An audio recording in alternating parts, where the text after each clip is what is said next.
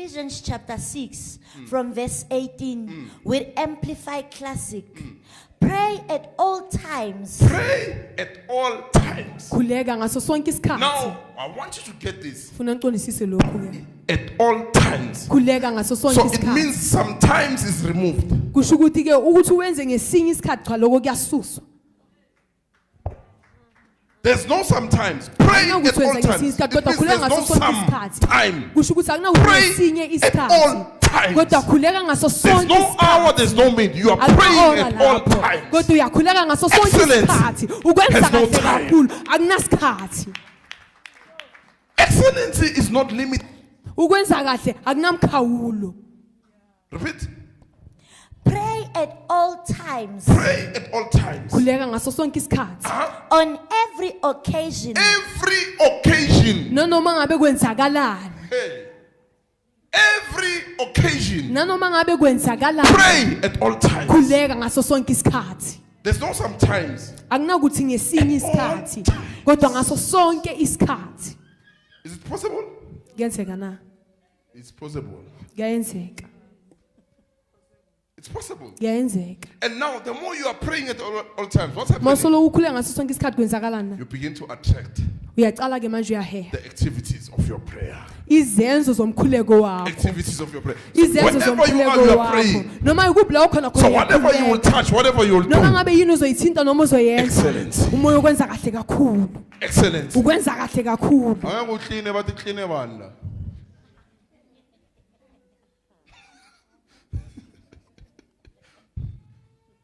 Utaqeda ukwasha bathi ubani bengawasha la. Sija sesengathi nesikhokhonyana. Because in everything you do, Ngoba kuyo yonke into oyenzayo. net ukubona le challenge encane, amani lekolo leli alibonakala. Because if you are not committed to something, Uma ngabe ungazibophelanga entweni ezinhle. ukurobha izinto ozenzayo. A person who's not committed, they love Umuntu shortcuts. ongazibophezelanga bathanda nje ukuthi bayenze bayekele. And bathanda izinto za fast. Into ezisheshayo. So commitment requires perseverance, Ukuzibophezela ke kufuna ukuthi umuntu akhona ukubekezela. endurance, Abekezela abambelele. and of which is not easy. Futhi ke lokho If akukulula. you are going to pray at all times, Uma ngabe ukhulela ngaso The sonke first challenge. isikhathi. Ingcinamba yokuqala you are out of time.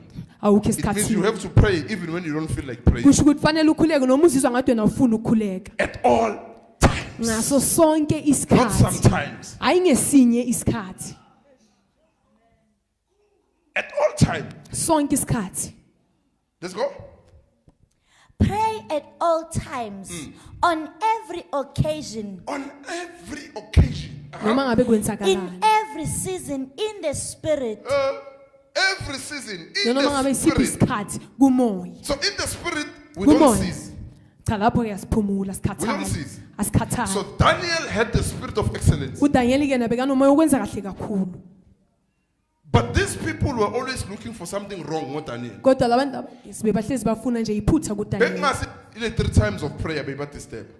They could see that this person is doing this thing continuously. Yebabona ukuthi lo muntu wenza lento ngokuphikelela ngokuthubathubeka Because uyayenza. if there's a spirit of excellence, Uma ngabe kunomoya owenza kahle it kakhulu. means he's doing his prayers all times. Kusho ukuthi yenza imikhuleko yakho ngaso sonke isikhathi. All times. Sonke isikhathi. Umuntu othandaza always, you will see perfection, excellence on him. Uzobona ukupheleliswa ukwenza kahle kakhulu But kibo. sometimes, lento abayenza Hayi ngesinye sometimes, isikhathi.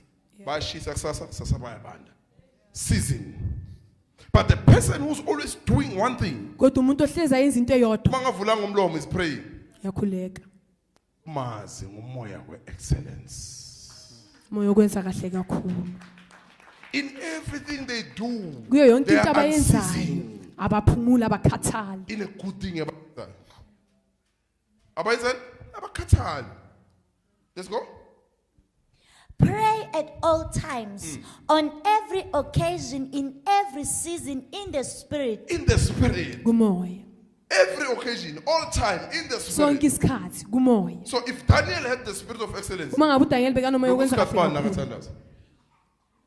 He was in the spirit. Beka Bona kumoya. bambona uyaguqa 3 times, but he was in the spirit. Kodwa yena beka kumoya. He was in the because they said Bekasemoyeni. bayisusile enyameni.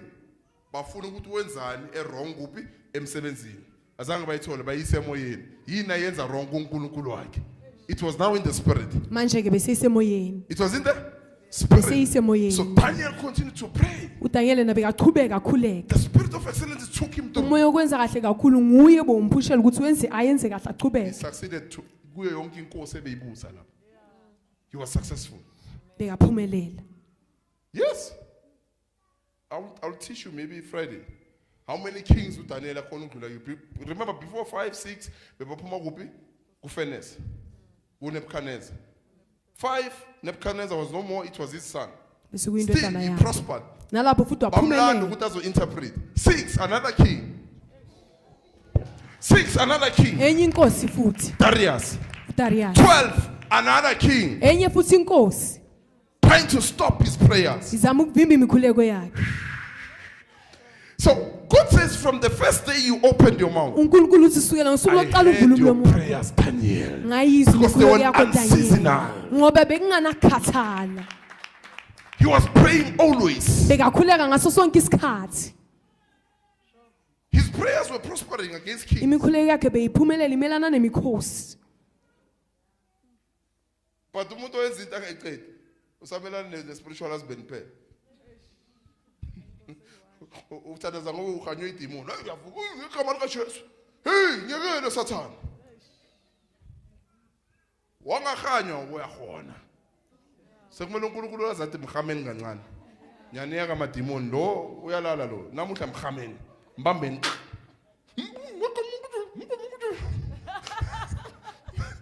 Negama likaJesu alikhona ukuphuma. Wabona umuntu okhanywe idemon. Aliphumi, liphumela emuzimeni ngoba uthandaza sometimes. Imagine a demon coming to you. You don't Demon need to call liza the kuwe. name. Akudingini ukuthi uzobiza igama. You just move your hands. Manje nje unyakazisa. God receives it as prayer. uNkulunkulu kwamukela njengomkhuleko. Demon coming to your room, you just turn Idemon your lize head. ekamereni lakho nethi nje uguqula It's prayer. inhloko. Umkhuleko. A demon is just threatening ukuthi ulibhekile kuphela without saying the name. It Ngaphandle says kokubiza prayer. igama. Libona It umkhuleko. says excellency. Libona ukwenza It kahle says a kakhulu. person who's unceasing, Libona umuntu onganakhathala. doing good always. Ayenze okuhle ngaso sonke isikhathi. Go on.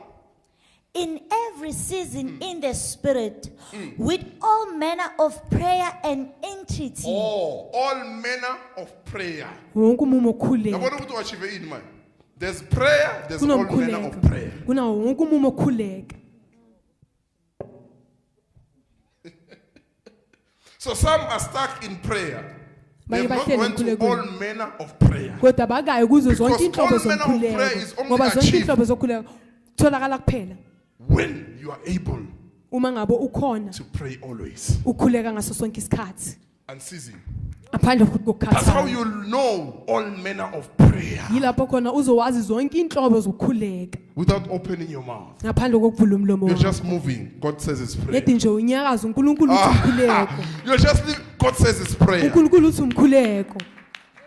Because you are praying always in the spirit. Ngoba ukhuleka ngaso sonke isikhathi Ukhuluma kumoya. nabantu, it's prayer. Umkhuleko. So some people are busy praying. Abanye abantu bayaqhubeka bayakhuleka. Praying, but it's seasonal. Isikhathi somkhuleko. Nakaphuma kusase isikhathi somkhuleko. Oh no. There's no excellence there. Akukho kwenza kahle. Kuphelele umthandazo. Angisemkhulekweni. So kuphelele umthandazo. Have you ever had people but makafasta? Ngisenkonzweni yokufasta. Usenkonzweni yokufasta. Nayiphela uphumile enkonzweni. Oh. These things we do them always. Lezinto lezi sizenza ngaso sonke Even when you are not isikhathi. fasting. Noma ngabe Man shall ungazilanga. not live by bread alone, but Umuntu by akaphili every way ngesinkwa sodwa kodwa ngalo lonke that comes from izwi the mouth of God. eliphuma emlomeni So the more kaNkulunkulu. you eat the word, Nesikhathi soloko you udla are izwi. fasting. Lapho The more you uyazilanga. meditate, you are Ngosoloko fasting. uzidla, Because you don't live on uyazidla. food alone. Ngoba awuphili ngokudla kuphela. You might not be eating, but yet you are eating. Kungenzeka awudli kanti uyadla. Because you don't know how to live by every way that comes Ngoba from the mouth. awukwazi ukuphila ngalo lonke izwi eliphuma emlomeni kaNkulunkulu. Uthi fasting and you are not fasting. Why are you disturbed Kungani uphazamiseke during that fasting? kuloko kuzidla? Why do you develop last and you are fasting? kungani uba nenkanuko kanti ngapha futhi uyazila What causes that? yini bangalokho You are fasting, but you don't know how to live by every word uyazila kanti futhi awukwazi ukuphila ngalo lonke izwi that comes from the mouth of God. eliphuma emlomeni kaNkulunkulu So if you feed from God, uma ngabe udla kusuka kuNkulunkulu you are every day fasting. usuku nosuku uzilile Because awusaphili ngokudla kwesiswini, sophila ngezwi kuphela. Uyadla ukwesiswini mara ngiphili ngawo.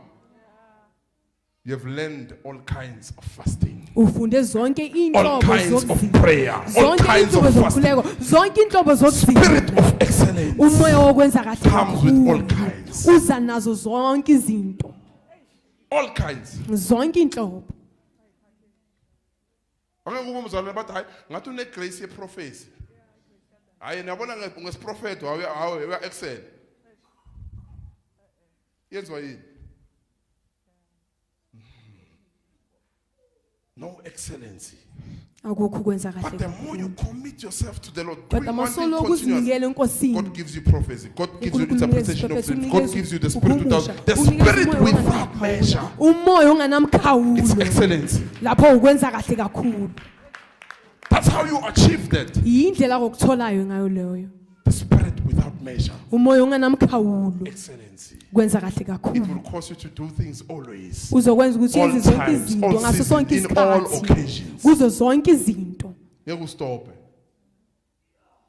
Ngeke ukuthi nakumnandi awusathandaza. Yabo occasion yobumnandi nawe awusathandaza.